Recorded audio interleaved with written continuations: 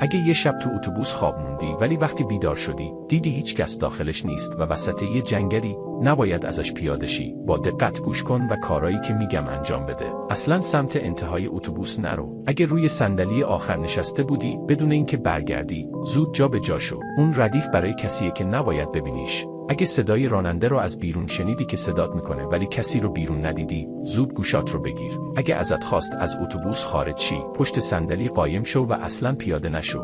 اگه ساعت اتوبوس زمانی رو نشون میداد که اصلاً وجود نداره، تکون نخور. این یعنی چند نفر توی جنگل دارن میبیننت. اگه اومدن سمت اتوبوس و ازت خواستن در رو براشون باز کنی، بهشون توجه نکن. ممکنه چهره هاشون دوستانه به نظر برسه، ولی اون فقط یه نقابه تا تو رو فریب بدن.